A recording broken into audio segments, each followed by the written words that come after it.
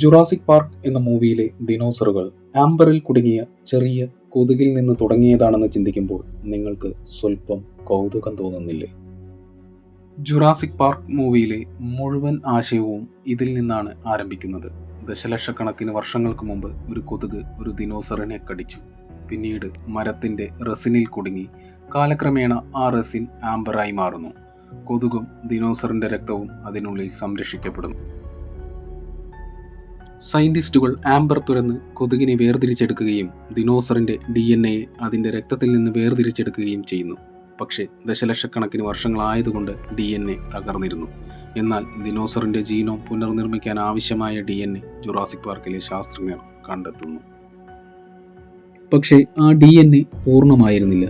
അതിൽ വിടവുകൾ ഉണ്ടായിരുന്നു. സീക്വൻസുകൾ ഇല്ലായിരുന്നു. പക്ഷേ ആ വിടവുകൾ അപ്രതീക്ഷിതമായ മറ്റൊരു ജീവിയുടെ DNA വെച്ച് അവർ നികത്തുന്നു. അതെ, അത് ഒരു തവളയുടെ DNA ആയിരുന്നു. തവളകൾക്ക് പ്രത്യേക പുനരുൽപാദന സ്വഭാവ സവിശേഷതകൾ ഉള്ളതുകൊണ്ടാണ് തവളയുടെ DNA ഉപയോഗിച്ച് DNA പൂർണ്ണമാക്കുന്നത്. ഇങ്ങനെ സൃഷ്ടിച്ച DNA ശാസ്ത്രജ്ഞർക്ക് ഒരു പൂർണ്ണ ദിനോസർ ഭ്രൂണത്തെ ക്ലോൺ ചെയ്യാൻ സഹായിക്കുന്നു. പാർക്കിനെ നിയന്ത്രിക്കാൻ എല്ലാ ദിനോസറുകളെയും ഫീമെയിലായിട്ടാണ് രൂപകൽപ്പന ചെയ്യുന്നത്. ക്രോമസോമുകളെ എഡിറ്റ് ചെയ്താണ് ഇത് സൃഷ്ടിച്ചത്. തത്വത്തിൽ ആണില്ല എന്നതിൻ്റെ അർത്ഥം പ്രജനനം ഇല്ല എന്നായിരുന്നു. പക്ഷേ അവിചാരിതമായി കാട്ടിൽ നിന്ന് യഥാർത്ഥ ദിനോസർ മുട്ടകൾ കണ്ടെത്തുന്നതോടെ അവർ അമ്പരക്കുന്നു. എങ്ങനെയാണിത് സംഭവിക്കുന്നത്?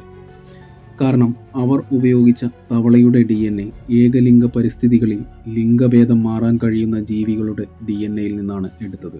സ്വാഭാവികമായും സ്ത്രീയിൽ നിന്ന് പുരുഷനിലേക്ക് സ്വയം മാറുന്നു.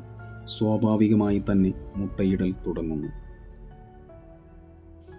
അങ്ങനെ ഒരു ഫോസിലൈസ് ചെയ്ത കൊതുകിൽ നിന്ന് പുനരുജ്ജീവിപ്പിച്ച DNAയിലേക്ക്, തവളയുടെ ജനിതക ശാസ്ത്രത്തിലേക്ക്, അപ്രതീക്ഷിത മുട്ടകളിലേക്ക്.